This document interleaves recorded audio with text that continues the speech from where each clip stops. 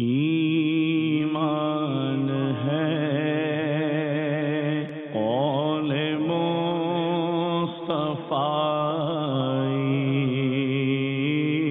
قرآن ہے حال مصطفی۔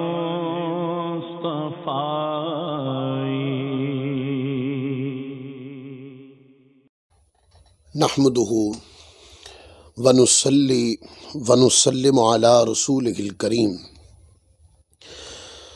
اما بعد فاعوذ باللہ من الشیطان الرجیم، بسم اللہ الرحمن الرحیم۔ یا صاحب الجمال و یا سید البشر، من وجہک المنیر لقد نور القمر، لا يمكن الثناء كما كان حقه، بعد از خدا بزرگ توئی قصہ مختصر، وأحسن منك لم تر قط عینی، وأجمل منك لم تلد النساء، خلقت مبرأ من كل عیب، كأنك قد خلقت كما تشاء، بلغ العلا بکمالہ، کشف الدجا بجمالہ،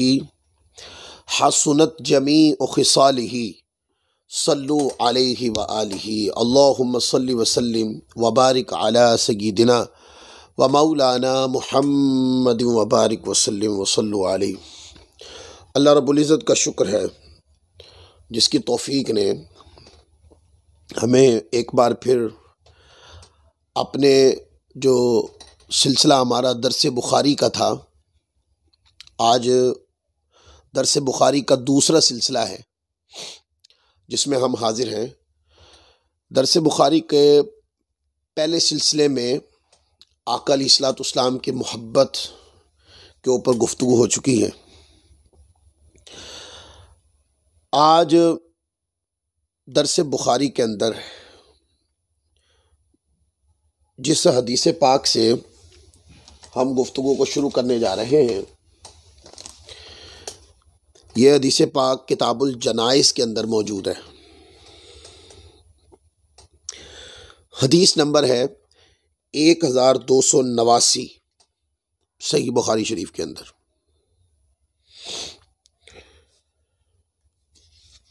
اور اس کو حضرت عقبہ بن عامر رضی اللہ تعالیٰ عنہ نے روایت کیا۔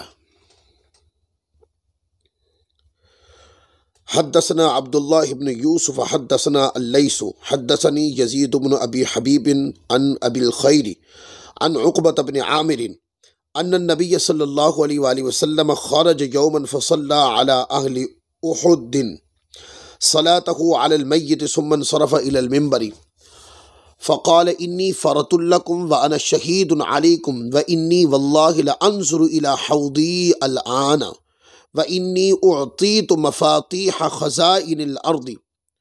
او مفاتیح الارض وانی واللہ ما اخاف علیکم ان تشرکوا بعدی ولکن اخاف علیکم ان تنافسوا فیہا، او کما قال النبی صلی اللہ علیہ وآلہ وسلم۔ حضرت عقبہ بن عامر سے یہ روایت مروی ہے اور یہ صحیح بخاری شریف میں یہ روایت کل 6 بار آئی ہے۔ پہلی بار تو 1289 پر جس کا متن میں نے پڑھا ہے، پھر یہ روایت صحیح بخاری میں 3401 نمبر پر بھی آئی ہے، پھر صحیح بخاری میں 3816 پر بھی یہ روایت ہے، 3857 پر بھی یہ روایت موجود ہے، 6062 پر بھی یہ روایت حضرت عقبہ بن عامر کی موجود ہے، اور پھر 6218 کے اوپر بھی صحیح بخاری کے اندر یہ روایت موجود ہے۔ اور ستہ کے ائمہ کرام میں سے امام مسلم رحمۃ اللہ علیہ نے بھی اس کو روایت کیا، حدیث نمبر 2296، اور امام احمد بن حنبل نے 17382 کے اوپر اس روایت کو لکھا، امام ابن حبان نے اس کو 3198 پر لکھا، امام نسائی نے سنن الکبریٰ میں 2018 پر، امام بیہقی رحمۃ اللہ علیہ نے سنن الکبریٰ کے اندر 6600 پر، اور امام طبرانی رحمۃ اللہ علیہ نے 767 کے اوپر اس روایت کو لکھا۔ یہ اس روایت کی تخریج ہے جو میں نے آپ کے سامنے بیان کی، اور یہ میں نے آپ کو بتا دیا کہ یہ روایت متفق علیہ ہے، یعنی یہ روایت بخاری میں بھی ہے اور مسلم میں بھی یہ روایت موجود ہے۔ حضرت عقبہ بن عامر رضی اللہ تعالی عنہ سے مروی ہے کہ حضور نبی کریم صلی اللہ علیہ وآلہ وسلم ایک روز میدان احد میں تشریف لے گئے اور شہدائے احد پر اس طرح نماز پڑھی جیسے میت پر نماز جنازہ پڑھی جاتی ہے۔ اب مراد یہ کہ آپ نے جا کر جیسے میت کے لیے نماز جنازہ یعنی دعا مانگی جاتی ہے، تو آپ شہدائے احد کی قبور پر گئے اور وہاں پر جا کر حضور علیہ السلام نے، آقا علیہ السلام نے جیسے میت کے لیے دعا مانگی جاتی ہے تو آقا علیہ السلام نے اسی طرح شہدائے احد کے لیے حضور علیہ السلام نے دعا مانگی۔ اور یہ بات ذہن میں رکھ لیں، جنگ احد کا واقعہ گزرے کو کچھ عرصہ گزر چکا ہے، یہ آقا علیہ السلام کے وصال ظاہری سے کچھ عرصہ پہلے کی بات ہے جس تناظر میں یہ حدیث وارد ہوئی ہے۔ تو آقا علیہ السلام نے اسی طرح جیسے میت کے لیے دعا مانگی جاتی ہے، آقا علیہ السلام نے دعا مانگی۔ پھر آپ صلی اللہ علیہ وآلہ وسلم منبر پہ جلوہ فروز ہو گئے اور فرمایا کہ بے شک میں تمہارا پیش رو ہوں اور تم پر گواہ ہوں۔ سامعین یہ دو جملے ذہن میں رکھ لیجئے گا، فرمایا کہ میں تمہارا پیش رو ہوں اور تم پر گواہ ہوں، اور خدا کی قسم میں اپنے حوض کوثر کو اس وقت بھی دیکھ رہا ہوں۔ اور پھر فرمایا کہ بے شک مجھے زمین کے خزانوں کی کنجیاں، یا فرمایا روئے زمین کی کنجیاں عطا کی گئیں۔ اور پھر آپ نے فرمایا کہ خدا کی قسم مجھے یہ ڈر نہیں کہ میرے بعد تم شرک کرنے لگو گے۔ اب یہی روایت صحیح بخاری میں، یہ جو ابھی میں نے پڑھی یہ کتاب الجنائز میں ہے، اور صحیح بخاری کتاب المغازی کے اندر بھی غزوہ احد کے باب کے اندر بھی یہ روایت آئی ہے، اور اس کے اندر کچھ لفظ جدا ہیں۔ میں چاہتا ہوں کہ تمام متون کو اکٹھا پڑھ دیا جائے تاکہ درس بخاری سننے والوں کو صحیح بخاری کا پورا حظ ملے۔ ادھر بھی حضرت عقبہ بن عامر کی ہی روایت ہے، فرماتے عن عقبہ بن عامر قال صلی رسول اللہ صلی اللہ علیہ وآلہ وسلم علی قتل احد بعد 8 سنین کالمودع للاحیاء والاموات ثم طلع المنبر فقال انی بین ایدیکم فرطوا وانا شہید علیکم وَإِنَّ مَوْعِدُكُمُ الْحَوْضُ وَإِنِّي لَأَنْظُرُ إِلَيْهِ مِنْ مَقَامِي هَذَا، یہ لفظ توجہ میں رکھے۔ پھر فرمایا وَإِنِّي لَسْتُ أَخْشَى عَلَيْكُمْ أَن تُشْرِكُوا وَلَكِنِّي أَخْشَى عَلَيْكُمُ الدُّنْيَا أَن تَنَافَسُوهَا، اور قال فَكَانَتْ آخِرَ نَظْرَةٍ نَظَرْتُهَا إِلَى رسول اللہ صلی اللہ علیہ وآلہ وسلم۔ حضرت عقبہ بن عامر کہتے ہیں، اس کو بھی امام بخاری مسلم دونوں نے روایت کیا۔ امام بخاری اب کتاب الجنائز سے یہی حدیث پڑھ رہا ہوں، کتاب الجنائز سے پڑھی، اب کتاب المغازی سے پڑھی ہے۔ حضرت عقبہ بن عامر رضی اللہ تعالیٰ عنہ سے مروی ہے کہ رسول اللہ صلی اللہ علیہ وآلہ وسلم نے شہدائے احد پر دوبارہ 8 سال بعد اس طرح نماز پڑھی گویا زندوں اور مردوں کو الوداع کہہ رہے ہیں، یعنی کہ حضور یہ 8 سال بعد کا واقعہ ہے۔ 8 سال پہلے غزوہ احد ہو چکا، اور غزوہ احد کے 8 سال کے بعد حضور علیہ السلام کے وصال ظاہری سے کچھ عرصہ پہلے کی بات ہے کہ حضور علیہ السلام نے نماز پڑھی گویا زندوں اور مردوں کو الوداع کہہ رہے ہیں۔ پھر آپ صلی اللہ علیہ وآلہ وسلم منبر پہ جلوہ فروز ہوئے اور فرمایا کہ میں تمہارا پیش رو ہوں، میں تمہارے اوپر گواہ ہوں، اور ہماری ملاقات کی جگہ حوض کوثر ہے، اور کہا کہ میں اس جگہ سے حوض کوثر کو دیکھ بھی رہا ہوں، اور فرمایا کہ مجھے تمہارے متعلق اس بات کا ڈر نہیں کہ تم میرے بعد شرک میں مبتلا ہو جاؤ گے، بلکہ تمہارے بارے میں مجھے دنیا کی محبت میں پڑ جانا اور ایک دوسرے سے مسابقت کرنے کا اندیشہ ہے، یعنی کہ دنیا کے معاملات میں الجھنے کا مجھے ڈر ہے، اور یہ کہ تم من حیث المجموع تم شرک کرنے لگو گے۔ فرمایا کہ ایسا مجھے تم سے خوف ختم ہو گیا کہ تم میرے بعد شرک کرو گے، یعنی کہ اشارہ اس طرف دیا کہ میری امت جو ہے وہ امت کی اکثریت کبھی بھی شرک پہ اکٹھی نہیں ہوگی۔ اور پھر حضرت عقبہ بن عامر رضی اللہ تعالیٰ فرماتے ہیں کہ یہ میرا رسول پاک صلی اللہ علیہ وسلم کا آخری دیدار تھا، اس کے بعد جلد ہی آقا علیہ الصلوۃ والسلام کا وصال ظاہری ہو گیا۔ یہ بھی میں نے بخاری سے ہی پڑھ دی۔ اسی طرح اس روایت کو امام مسلم رحمۃ اللہ علیہ نے کتاب الفضائل کے اندر بھی لکھا، یہ میرے پاس صحیح مسلم شریف بھی موجود ہے، اس کے اندر ہے وفی روایت عنہ قال رسول اللہ صلی اللہ علیہ وسلم انی لست اخشى علیکم ان تشرکوا بعدی ولکنی اخشى علیکم الدنیا ان تنافسوا فیہا وتقتتلوا فتہلکوا کما ہلک من کان قبلکم قال عقبہ فکان آخر ما رأیت رسول اللہ صلی اللہ علیہ وسلم علی المنبر۔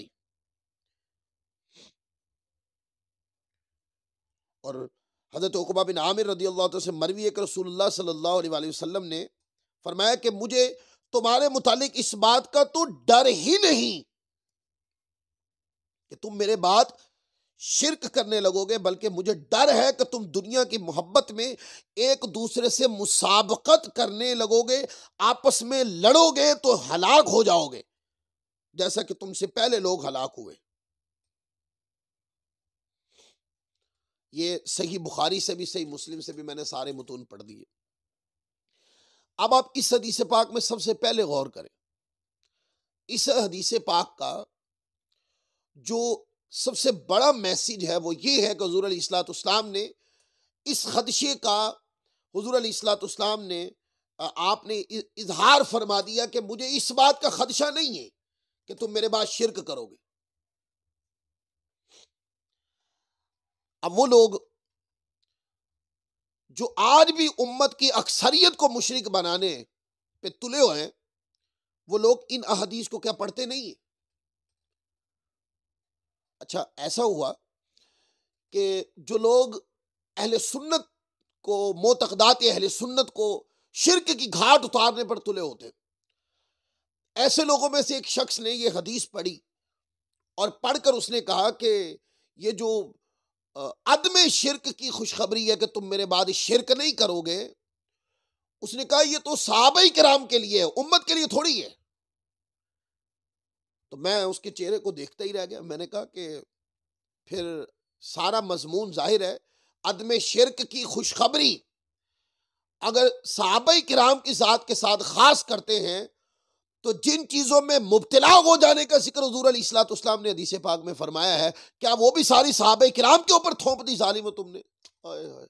یہ حال ہے تمہارا حدیث پڑھنے میں،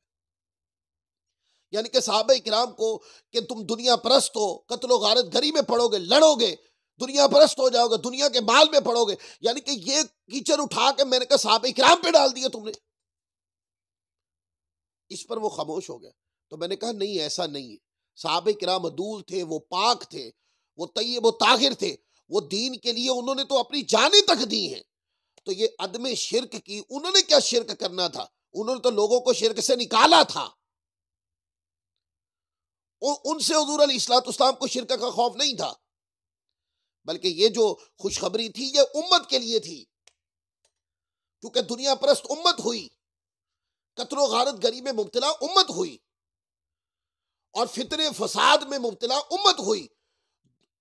دنیا کی طرف، دنیا کے مال کی طرف امت گئی، لہذا یہ گناہ امت میں بعد میں آئے، تو عدم شرک کی خوشخبری بھی امت کے لیے ہے، اور اس سے علماء کرام نے یہ مفہوم اخذ کیا ہے،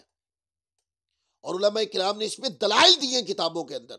کہ اس سے یہ بات ثابت ہو گئی کہ امت کی اکثریت جو ہے وہ کبھی بھی شرک پہ اکٹھی نہیں ہو سکتی۔ وہ لوگ سوچیں جو ایک جز ہیں، یعنی کہ مٹھی بھر بھی ہیں، صرف مٹھی بھر ہوں گے،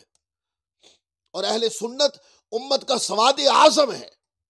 اہل سنت کا عقیدہ امت کے سواد اعظم کا عقیدہ ہے،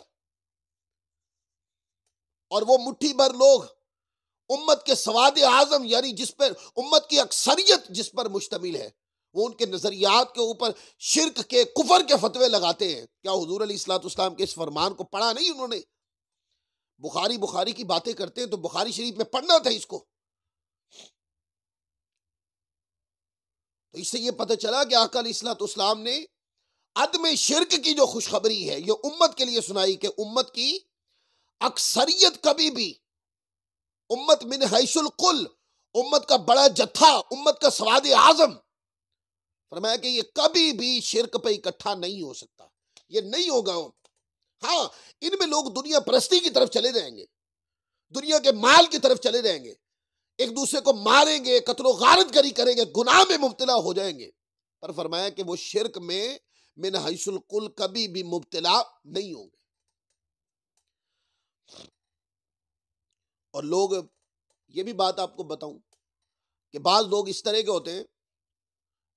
کہ قرآن پاک کی آیتیں پڑھنے لگ جاتے ہیں، اور قرآن پاک کی آیتیں پڑھ کے بتاتے ہیں کہ دیکھو جی فلاں نبی علیہ الصلوۃ والسلام کی امت میں فلاں نبی تشریف لائے تو قرآن پاک کی آیات ہیں، انہوں نے بھی آ کر شرک تھا تو انہوں نے بھی شرک کو جو ہے وہ ختم کیا۔ فلاں نبی تشریف لائے تو وہ قرآن پاک سے آیات پڑھتے ہیں تو امت نے شرک کیا تو انہوں نے آ کے شرک سے منع کیا، تو وہ پیچھے ساری امتوں کے شرک کے واقعات قرآن مجید سے اٹھا کے پڑھنا شروع کر دیتے ہیں، اور پھر اس حدیث پاک کی حیثیت کو ختم کرنے کی طرف جاتے ہیں۔ تو دوستو اس مقام پر یہ نقطہ ذہن میں رکھیے گا، یعنی کہ کسی وقت بخاری کا بہت نام لینے والے بخاری سے روگردانی بھی کر جاتے ہیں۔ ایسا نہیں کہ قرآن پاک کے مفہوم کو اور بخاری شریف کی حدیث کو، ان کو بخاری مسلم کی حدیث کو، ان کو جوڑ کر کسی مسئلے میں تطبیق دی جائے، نہیں، وہ قرآن پاک کا ایک ٹکڑا یا قرآن پاک کے وہ واقعات جو انبیاء کرام امت نے شرک کیا تو انبیاء کرام نے شرک کو شکست دے دی، امت کو ہدایت دے دی، وہ والے اٹھا کر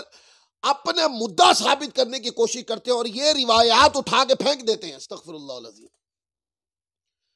ترک کر دیتے ہیں، اگنور کر دیتے ہیں، مانتے نہیں ہیں۔ ایسے لوگوں سے اس وقت کبھی پوچھا کریں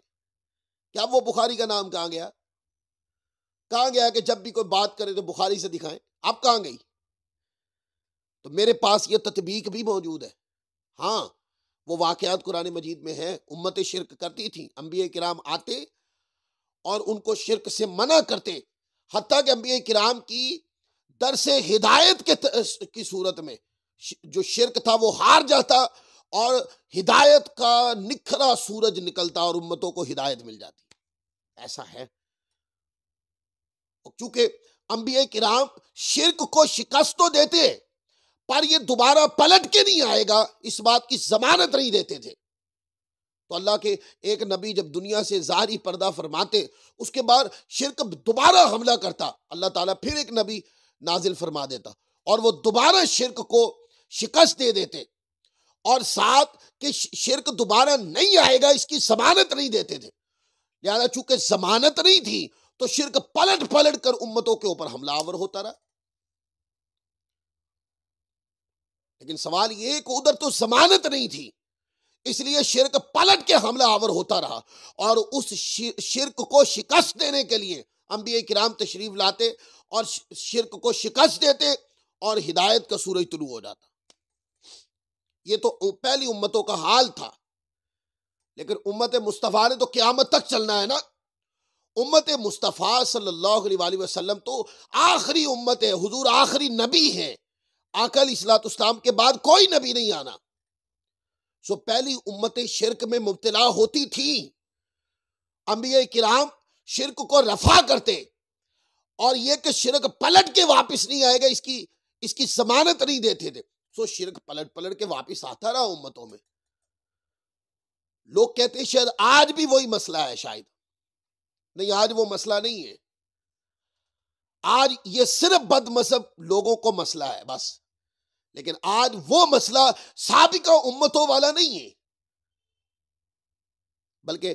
اس امت کو تو میرے مصطفیٰ نے کہ تم میرے بعد شرک نہیں کرو گے، میرے آقا نے ضمانت دے دی، فرما دیا کہ تم میرے بعد شرک نہیں کرو گے.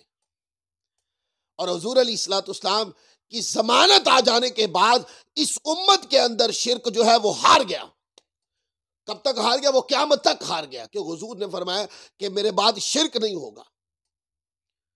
یعنی کہ امت کی اکثریت،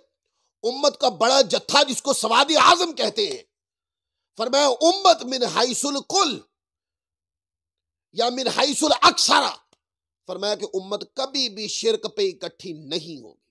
لہذا جب حضور کی ضمانت آ جانے کے بعد کہ میری امت شرک نہیں کرے گی، اور فرمایا کہ مجھے یہ خدشہ ختم ہو گیا ہے تم سے کہ تم میرے بعد شرک کرو گے، تو آج ظالموں، حضور کی امت جس کو حضور نے شرک سے نکالا تھا، مصطفیٰ نے لوگوں کو شرک سے نکالا تھا، اس امت کو نکال کر امت مسلمہ بنایا تھا. آج ایک طبقہ ہے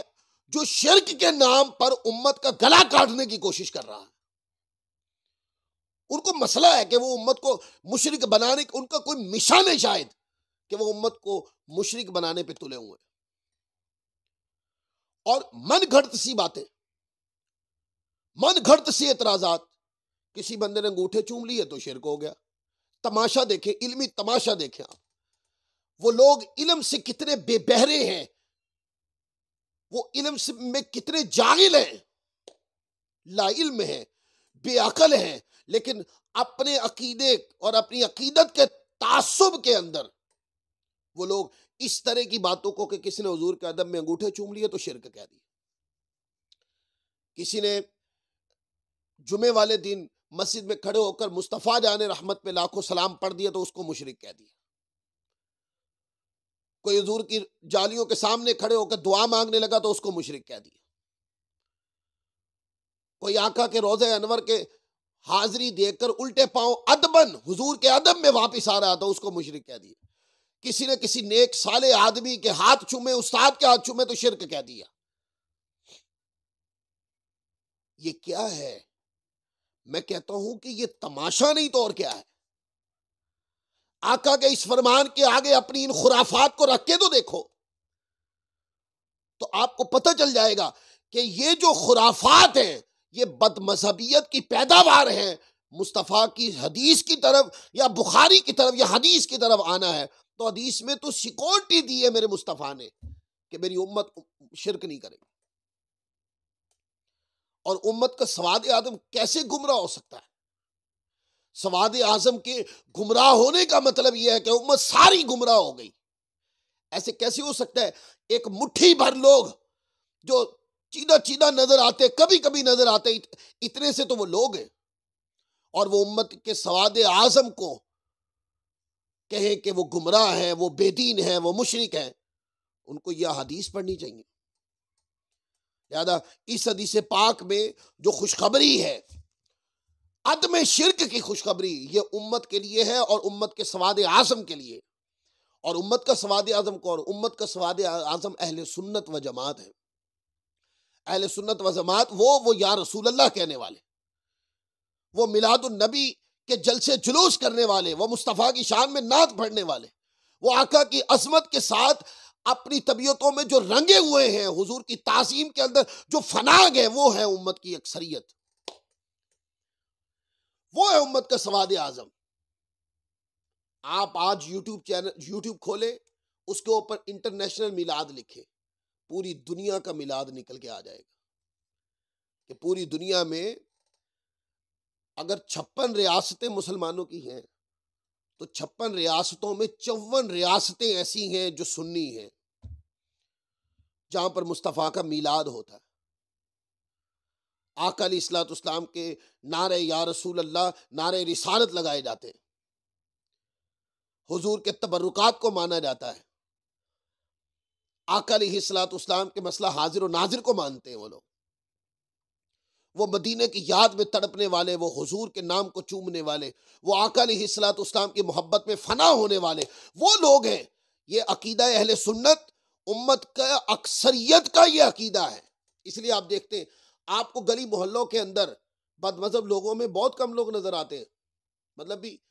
چیدہ چیدہ لوگ۔ اگر اہل سنت کی آپ کو 1000 مساجد نظر آئیں گی تو 1000 مساجد میں 2 ان کی نظر آئیں گی۔ اتنے سے تو وہ لوگ ہیں جو لوگ آج امت کے سواد اعظم کو گالی، شرک کی گالی دینے آتے ہیں اور کہتے ہیں کہ ہم صحیح ہیں۔ یہ کیسے ہو سکتا ہے کہ حضور کی امت جو اکثریت ہے، جو سواد اعظم ہے، وہ ساری غلط عقیدے پہ ہو اور آپ چند مٹھی بھر لوگ جو ہے نا وہ عقیدہ حق پہ ہوں۔ لہذا امت کو شرک کے گھاٹ اتار دینے کا جو مشن ہے وہ لوگ اس سے بعد آ جائیں۔ احادیث میں اس کی مذمت کی گئی ہے۔ حضور نے سیکورٹی عطا فرما دی ہے کہ میری امت میرے بعد فرمایا کہ تم شرک کرو گے، مجھے اس کا خدشہ ختم ہو گیا۔ جس چیز کا خدشہ حضور کو ختم ہو گیا ہے، بد مذہب لوگوں کو کیا پرابلم ہے؟ ان کو یہ خدشہ رہتا ہے۔ یہ سوال ہے میرا۔ آقا علیہ الصلوۃ والسلام کو اس چیز کا خدشہ ختم ہو گیا کہ تم میرے بعد شرک کرو گے، تو کیا وجہ ہے؟ یہ وہابی لوگوں کو، جو بندی ٹائپ کے لوگوں کو کیا مسئلہ ہے کہ ان کو شرک کا خدشہ رہتا ہے؟ کیا وہ یہ حدیث نہیں پڑھتے؟ چلیں، اس میں ایک تو گفتگو یہ تھی۔ اب دوسری گفتگو دیکھیں۔ دوسری گفتگو یہ ہے کہ آقا علیہ الصلوۃ والسلام احد کے مزارات پہ تشریف لائے، یعنی کہ احد میں شہداء کرام جو شہید ہوئے تھے، حضور علیہ الصلوۃ والسلام ان کی قبروں پہ تشریف لائے۔ اور یہ آپ اٹھا کے پڑھیں سیر کی کتب اور احادیث کی کتب کہ آقا علیہ الصلوۃ والسلام کا یہ معمول تھا کہ آپ سال کے بعد آپ احد کے مزارات پہ تشریف لے جاتے ہوتے تھے۔ تو اسی روٹین کے ساتھ جب ہر سال تشریف لاتے تھے تو آقا علیہ الصلوۃ والسلام تشریف لائے۔ اب اس سے یہ بھی مسئلہ ثابت ہو گیا کہ جن لوگوں کو کوئی بندہ قبر پہ جائے اور جا کر فاتحہ پڑھے تو بعض لوگوں کو یہ پرابلم ہو جاتا ہے کہ یہ فاتحہ کہاں لکھی ہے، قبر پہ جانا کہاں لکھا ہے، اور وہاں پر جا کے دعا مانگنا کہاں لکھا ہے۔ یہ دیکھیں حدیث میں ہی تو لکھا ہوا۔ اگر آپ حدیث نہ پڑھیں اور حدیث کا مطالعہ نہ کریں تو یہ آپ کا قصور ہے، یہ آپ کی جہالت ہے۔ اور اگر آپ پوچھیں کہ کہاں لکھا ہے تو وہ ہم دکھا رہے ہیں کہ کہاں لکھا ہے۔ یہ بخاری میں بھی لکھا ہے، مسلم میں بھی لکھا ہے، سیاستہ کے بھی حوالے میں دے چکا ہوں، مسند احمد بن حنبل کے، علامہ ابن حبان کے حوالے دے چکا ہوں، بڑی بڑی کتب کے حوالے آ چکے۔ اور اس حدیث پاک میں دوسری بات سنیں کہ آقا علیہ الصلوۃ والسلام احد کے مزارات پہ اکیلے نہیں آئے، صحابہ کرام کو اجتماعی طور پر لے کر حضور علیہ الصلوۃ والسلام احد کے مزارات پہ آئے۔ آپ کو بندہ پوچھے کہ یہ جو آپ کہتے ہیں کہ اجتماعی طور پر آئے، یہ اجتماعی کا مفہوم آپ نے کہاں سے اخذ کیا؟ وہ اس لیے کہ کہتے ہیں کہ جب حضور علیہ الصلوۃ والسلام تشریف لائے آپ نے وہاں پہ دعا فرمائی۔ مزارات احد پر آقا علیہ الصلوۃ والسلام نے دعا فرمائی اور حضور علیہ الصلوۃ والسلام دعا فرما کر صحابہ کرام کہتے ہیں کہ پھر وہاں پہ ممبر رکھا گیا اور حضور علیہ الصلوۃ والسلام نے اس ممبر پہ کھڑے ہو کر حضور علیہ الصلوۃ والسلام نے پھر آگے والا سارا خطبہ ارشاد فرمایا۔ اگر وہاں پر 1-2 لوگ ہوتے یا چند صحابہ ہوتے تو شاید آقا علیہ الصلوۃ والسلام ممبر لگانے کی، منگوانے کی، رکھنے کی اور اس کے اوپر تشریف فرما ہو کر خطاب کرنے کی ضرورت نہ پڑتی۔ لیکن حضور علیہ الصلوۃ والسلام آپ ممبر پہ جلوہ افروز ہوئے اور ممبر رکھا گیا تو اس سے یہ پتہ چلا کہ 2-4 صحابہ کرام نہیں تھے، ایک جمع غفیر تھا جو حضور علیہ الصلوۃ والسلام کی معیت میں احد کے مزارات پہ تشریف لایا تھا۔ اور آقا علیہ الصلوۃ والسلام نے ان کو نصیحت کرنے کے لیے حضور علیہ الصلوۃ والسلام ممبر پہ تشریف لے گئے اور ممبر پہ کھڑے ہو کر میرے آقا علیہ الصلوۃ والسلام نے خطبہ ارشاد فرمایا۔ اب اس سے ایک مسئلہ سیکھ لیں۔ اب لوگ پوچھتے ہیں یہ اولیاء اللہ کا عرس کرنا، عرس میں جو خرافات ہیں وہ تو اہل سنت علماء بیان کر رہے ہیں۔ علماء اہل سنت جو بزرگان دین کے آراس ہوتے ہیں اس کے اوپر آپ کو کیا ضرورت ہے ممبر کے اوپر جا کر یا اپنی ویڈیوز کھول کے وہ کرنے کی کہ مطلب یہ دیکھو مزارات پہ کیا ہو رہا ہے، یہ دیکھو مزارات پہ کیا ہو رہا ہے۔ یہ باتیں تو آپ تب کرتے اگر علماء اہل سنت ان خرافات کی مذمت بیان نہ کر رہے ہوتے، پھر آپ بولتے تو پھر ہم کہتے ہیں کہ واقعی آپ صحیح کر رہے ہو یا آپ نے کسی کو رستہ دکھایا ہے۔ اور اگر پہلے سے ہی علماء ان خرافات کے اوپر گفتگو کر رہے ہیں، مذمت کر رہے ہیں، بول رہے ہیں کہ یہ خرافات نہیں ہونی چاہیے، تو اب آپ کا یوٹیوب چینل بنا کر اور آپ کا دلائل دینا اور جناب آپ اس کے اوپر بار بار بنا کے ویڈیو جوڑ کر لوگوں کو دکھانا، اس کا مطلب یہ کہ آپ بیچ میں جھگڑے کو بڑھا رہے ہیں، آپ فسادی ہیں۔ یہ میں غیر مقلد لوگوں سے مخاطب ہوں کہ جن لوگوں کو عادت ہے کہ پتہ ہے کہ فلاں معاملے میں مذمت بیان کر رہے ہیں علماء، پہلے سے ہی ان کی کتابوں میں لکھا ہوا ہے، علماء زور دے رہے ہیں کہ یہ چیزیں نہیں ہونی چاہیے، ان خرافات کو دور کیا جا رہا ہے، علماء اس کی مذمت کر رہے ہیں کہ آراس کے اندر فلاں چیزیں جو ہیں یہ لائق مذمت ہے، یہ نہیں ہونی چاہیے۔ تو اب آپ جناب علی اپنا کیمرہ کھولیں اور کیمرہ کھول کر آپ جناب ویڈیو جوڑ کے کہیں کہ یہ دیکھو بریلوی، یہ دیکھو سنی، یہ دیکھو سنی، تو میں سمجھتا ہوں کہ یہ کیا ہے؟ یہ صرف ڈھنگا فساد ہے اور کچھ نہیں ہے۔ آپ کو علمی حیا نہیں ہے۔ اگر آپ کو علمی حیا ہوتی تو آپ دیانتداری کا مظاہرہ کرتے اور دیانتداری کا مظاہرہ کر کے دیتے کہ ان کے علماء پہلے ہی یہ جنگ لڑ رہے ہیں۔ اور رہی بات اگر آپ کہیں کہ کیا آراس جائز ہیں کہ نہیں، تو یہ دیکھیں حدیث پاک کے اندر یہی تو حضور علیہ الصلوۃ والسلام کی سنت سے ثابت ہے۔ بزرگان دین کے آراس پہ، عرسوں پہ کیا ہوتا ہے؟ ولی کامل کی قبریں ہوتی ہیں اور وہاں پر لوگ جو ہے نا وہ اجتماعی صورت میں آتے ہیں اور ولی کی قبر کے اوپر حاضری کی دی جاتی ہے اور دعا مانگی جاتی ہے، اجتماعی طور پر بھی دعا مانگی جاتی ہے۔ اس کے بعد ممبر رکھا جاتا ہے اور علماء خطاب کرتے ہیں، اس کو عرس کہتے ہیں، اور یہ سارے کا سارا حضور علیہ الصلوۃ والسلام نے اپنی حدیث پاک سے ثابت فرما دیا ہے کہ حضور تشریف لائے احد کے مزارات پر، آپ اکیلے تشریف نہیں لائے، آپ کے ساتھ صحابہ کرام مجتمع اجتماعی صورت میں آئے اور وہاں پر آ کر اجتماعی صورت میں حضور علیہ الصلوۃ والسلام نے دعا فرمائی۔ دعا فرمانے کے بعد ممبر لگا اور ممبر پر حضور علیہ الصلوۃ والسلام نے خطاب کیا۔ جو آج عرسوں میں ہوتا ہے وہ سارا حضور نے اپنی سنت سے ثابت فرما دیا۔ اب یہ کہنا کہ کہاں لکھا ہے، کس نے لکھا ہے، کون سی کتاب میں لکھا، تو کتابیں ہی تو بتا رہے ہیں کہ یہ صحیح بخاری میں لکھا ہے، مسلم میں لکھا ہے، اسی کو امام ابن حبان نے لکھا ہے، احمد بن حنبل نے لکھا ہے، امام طبرانی نے لکھا ہے، کس کے حوالے دیں آپ کو؟ تو اس سے پہلے کہ حضور علیہ الصلوۃ والسلام قبر پہ تشریف لائے، اجتماعی طور پہ آئے، اجتماعی دعا کروائی، پھر ممبر لگا، خطاب فرمایا، حضور علیہ الصلوۃ والسلام نے اپنی سنت سے سارے عرس کی حقیقت کھول کے رکھ دی اور اپنی سنت سے بتا دیا کہ اولیاء اللہ کے مزارات پہ جانا، اجتماعی طور پہ جانا، اجتماعی دعا کرنا، پھر ممبر رکھا جانا، پھر علماء کا خطاب کرنا، اس کے بعد دعا کا ہونا، آقا علیہ الصلوۃ والسلام نے یہ سارا اپنی سنت طیبہ سے فرما دیا۔ پھر آگے دیکھیں، کہتے ہیں کہ جب حضور علیہ الصلوۃ والسلام ممبر پہ جلوہ گر ہو گئے اور ممبر پر حضور نے جو خطاب فرمایا وہ سنے۔ حضور علیہ الصلوۃ والسلام نے خطاب فرمایا، آقا علیہ الصلوۃ والسلام نے فرمایا کہ بے شک میں تمہارا پیش رو ہوں اور تم پر گواہ ہوں، اور ساتھ ہی فرمایا کہ خدا کی قسم میں اپنے حوض کوثر کو اس وقت بھی دیکھ رہا ہوں۔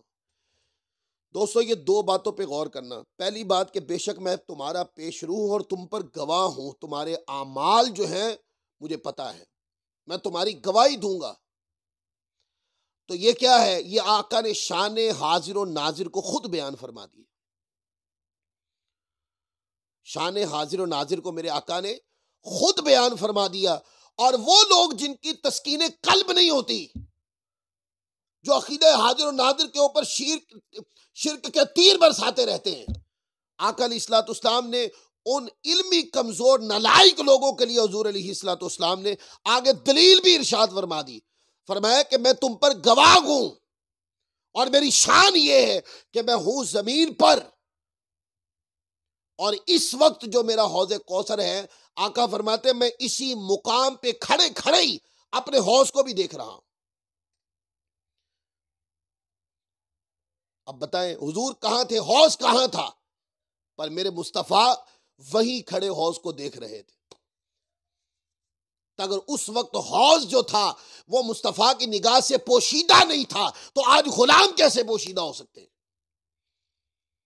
لہذا آپ نے اپنی شان حاضر و ناظر کو بیان بھی فرمایا اور اس کے اوپر دلیل بھی ارشاد فرما دی تاکہ کوئی میری شان کا انکار نہ کر سکے۔ اور پھر اس کے بعد آقا علیہ الصلوۃ والسلام نے فرمایا کہ بے شک مجھے زمین کے خزانوں کی کنجیاں دی گئیں، یا فرمایا کہ مجھے روئے زمین کی کنجیاں عطا کر دی گئیں۔ ایک طرف فرمایا کہ مجھے زمین کے خزانوں کی کنجیاں عطا کی گئیں، پھر اگلے ہی فرمایا کہ مجھے روئے زمین کی کنجیاں عطا کر دی گئیں، خزانوں کی کنجیاں عطا کر دی گئیں۔ یعنی اللہ تعالیٰ نے اپنی رحمت سے، اپنے فضل سے مجھے مختار کل بنا دیا ہے مخلوق پر۔ اب بھی کوئی کہے حضور علیہ الصلوۃ والسلام کی شان مختار کل کو نہ مانے اور وہ کہ یہ جائز نہیں وہ جائز نہیں، تو میں ان سے سوال پوچھتا ہوں کہ ان حدیث کا مطلب کیا ہے؟ تو آقا علیہ الصلوۃ والسلام نے منبر پہ کھڑے ہو کر اپنے شان مختار کل کو بیان کیا۔ صحابہ کرام کے سامنے اس خطاب کا مطلب بھی یہ تھا، اور یہ پوری قیامت تک کی امت کو بتانا تھا کہ کوئی بھی مجھے بے اختیار نبی نہ سمجھے، میں با اختیار نبی ہوں۔ اللہ تعالیٰ نے مجھے حوض کوثر عطا کیا، میں ابھی بھی اس کو دیکھ رہا ہوں، اور فرمایا کہ مجھے زمین کے خزانوں کی کنجیاں عطا کر دی گئی ہیں، قیامت والدن میں تمہاری گواہی دوں گا۔ اور فرمایا کہ مجھے تم سے شرک کا خدشہ ختم ہو گیا۔ اب دوستے، اس پوری جو حدیث ہے، اب اس کے سیاق کو دیکھیں اور اس کے بعد آخر میں جو حضور علیہ الصلوۃ والسلام نے کلام کیا اس کے اوپر دیکھیں۔ آج غیر مقلد لوگ اس کو کہتے ہیں یہ بھی شرک ہے، کوئی آقا کی شان حاضر و ناظر کو بیان کرے یہ بھی شرک ہے، کوئی کہ حضور کی شان مختار کل کو بیان کرے یہ بھی شرک ہے۔ ٹھیک ہے، لوگ اس کو شرک کہتے ہیں۔ میں کہتا ہوں کہ آقا اس حدیث پاک میں حضور علیہ الصلوۃ والسلام نے آراس کو بھی سنت سے بتایا، اپنی شان حاضر و ناظر کو بھی خود فرمایا، اور اپنی شان مختار کل کو بھی خود بیان کیا۔ اپنی ان تینوں شانوں جن کو آج لوگ شرک کہتے ہیں، آقا نے یہ ساری شانیں تینوں بیان کر کے اس کے بعد فرمایا کہ وَإِنِّي وَاللَّهِ مَا أَخَافُ عَلَيْكُمْ أَن تُشْرِكُوا بَعْدِي وَلَكِنْ أَخْشَىٰ عَلَيْكُمْ أَن تَتَنَافَسُوا فِيهَا۔ فرمایا کہ مجھے اس بات کا خدشہ ختم ہو گیا ہے کہ تم میرے بعد شرک کرو گے۔ یعنی کہ بتایا یہ کہ جہاں قیامت تک کے لیے امت مصطفیٰ صلی اللہ علیہ وسلم کی اکثریت ہدایت پہ رہے گی، اس مفہوم کو بیان کر دیا۔ سیاق کلام کے اندر وہ چیزیں جن کو آج لوگ شرک کہتے ہیں ان کو بیان کر کے آگے عدم شرک کی خوشخبری سنانے کا مقصد یہ تھا کہ یہ جو چیزیں ہیں یہ بھی شرک نہیں ہے، میں حاضر و ناظر ہوں، یہ میری شان ہے، اللہ نے بنائی ہے، میرے غلام میری نظروں سے پوشیدہ نہیں ہے، مجھے اللہ تعالیٰ نے بے اختیار نبی نہیں بنایا، میں محتاج نبی نہیں ہوں، میں مختار کل ہوں، میں ہی وہ نبی ہوں جس کی شفاعت سے اللہ تبارک و تعالیٰ عز و جل میرے امتیوں کو بخش دے گا، میں ہی وہ نبی ہوں جو جنت کا دروازہ کھٹکھٹاؤں گا، میں ہی وہ نبی ہوں کہ جو دوزخ سے اپنے غلاموں کو نکال کر جنت میں ڈالوں گا۔ میں بے اختیار نبی نہیں ہوں، با اختیار نبی ہوں۔ تو اشارہ کر دیا کہ اللہ تعالیٰ نے مجھے زمین کے خزانوں کی یا روئے زمین کی کنجیاں عطا فرمائی۔ اشارہ یہ تھا کہ روئے زمین کے اوپر جو کچھ جس کو جو بھی عطا ہے، فرمایا کہ وہ سارے خزانے اللہ تبارک و تعالیٰ نے مجھے عطا فرمائے ہیں اور وہ میرے صدقے سے تقسیم ہو، وہ فضل خدا کا ہے پر تقسیم میری ہے۔ تو آج اس حدیث پاک کو اور اس میں ایک مسئلے کو میں نے چھیڑ دیا جس کو میں صحیح بخاری شریف سے ساری احادیث میں نے نکالی ہیں، اس پر مسئلہ حاضر و ناظر کے اوپر۔ جو کہتے ہیں کہ یہ مسئلہ جناب کسی حدیث کی کتاب میں نہیں لکھا، انہوں نے پڑھا کیا ہے؟ بخاری شریف کا نام لینے والوں کو میں بخاری سے ہی نکال کے دکھاؤں گا۔ اگلا درس جو ہمارا ہوگا وہ اسی بات پہ ہوگا، دوستو اس کو بڑی توجہ سے سنیے گا۔ میں نے ساری بخاری شریف سے مسئلہ حاضر و ناظر کے اوپر، پوری مسلم شریف سے مسئلہ حاضر و ناظر کے اوپر جتنی بھی احادیث تھی وہ میں نے نکالی ہیں۔ وہ اگلے درس کے اندر میں ایک ایک کر کے آپ کو پیش کروں گا،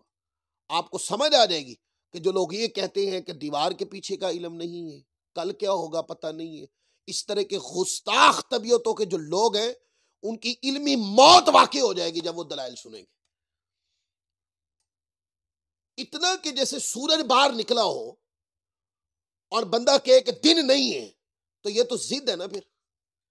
اور یہ کہنا بخاری میں کوئی روایت نہیں ہے، مسلم میں کوئی روایت نہیں ہے، بخاری مسلم سے ہی نکال کے دکھائیں گے آپ کو کہ بخاری میں بھی ہے، مسلم میں بھی ہے، ترمذی، نسائی، ابن ماجہ اور ان سے پہلے اکابرین نے جو کتابیں لکھی ہیں اس کے اندر دلائل سے بھری پڑی ہیں حدیث، جس کے اندر حضور علیہ الصلوۃ والسلام کی شان حاضر و ناظر اور شان کشف کے دلائل ملتے ہیں اور بڑے واضح دلائل ملتے ہیں۔ جب وہ میں اگلے درس کے اندر لے کے آؤں گا تو آپ حیران ہو جائیں گے۔ لہذا آج کے درس بخاری سے چند نکات سماعت فرما لیں۔ پہلا نقطہ تو یہ کہ حضور علیہ الصلوۃ والسلام نے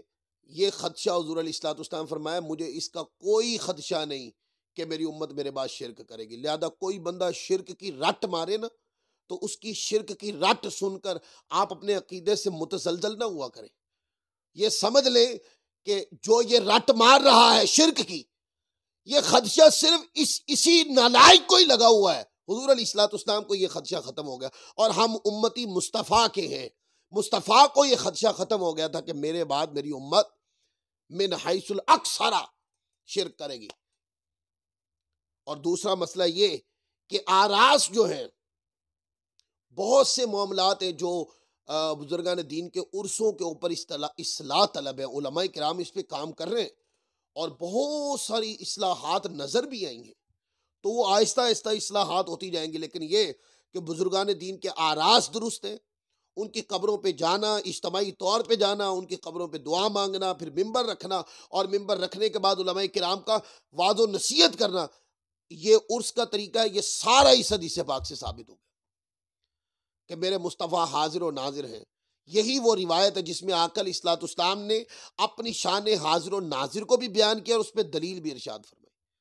اور یہی وہ حدیث ہے جس میں آقا علیہ الصلوۃ والسلام نے اپنی شان مختار کل کو بھی بیان کیا۔ لہذا آج 4 مسئلے ڈسکس ہو گئے، ایک روایت جو صحیح بخاری میں 6 مقام پر ہے اور مسلم سے بھی میں نے آپ کو دکھا دی کہ مسلم شریف میں بھی ہے اور صحیح بخاری میں 6 مقام پر یہ روایت ہے۔ پہلا مسئلہ کہ آراس بزرگان دین وہ بھی اس حدیث سے ثابت، میرے مصطفیٰ حاضر و ناظر ہیں وہ بھی اس حدیث پاک سے ثابت، میرے مصطفیٰ مختار کل ہیں وہ بھی اس حدیث پاک سے ثابت، اور میرے مصطفیٰ نے عدم شرک کی خوشخبری امت کے لیے دی تھی اور وہ ہم لوگ ہیں، اور امت کی اکثریت کبھی بھی، امت کا بڑا جتھا، امت کا سواد اعظم اہل سنت جو ہے یہ کبھی بھی شرک میں اکٹھا نہیں ہو سکتا۔ لہذا اہل سنت کے عقیدہ کے اوپر اگر کوئی بندہ شرک وارد کرے تو اس کا مطلب یہ ہے اس کو ماننے والے کروڑوں اربوں لوگوں کو اس نے شرک کی گھاٹ اتار دیا، تو یہ دین پھر چند لوگوں کے لیے آیا تھا۔ انشاءاللہ اگلے درس کے اندر انشاءاللہ ہم حاضر ہوں گے اور اس درس کے اندر ہم عقیدہ حاضر و ناظر سے پوری بخاری شریف میں نام نمبر بھی بیان کریں گے، باب بھی بیان کریں گے، اور یہ حدیث کتنی بار ہے ایک ایک کر کے آپ کو پوری دلیل کے ساتھ حدیث پاک کا پورا پروف دے کر آپ کو بتائیں گے کہ یہ مسئلہ حاضر و ناظر کے شواہد اور دلائل ہیں جو بخاری شریف کے اندر موجود ہے۔ لہذا آج کے لیے اتنا ہی کافی۔ اللہ تبارک و تعالیٰ کی بارگاہ میں دعا ہے اللہ تبارک و تعالیٰ عز و جل ہماری اس حقیر سی خدمت کو اپنی بارگاہ میں قبول و منظور فرمائے۔ وما علینا الا البلاغ المبین۔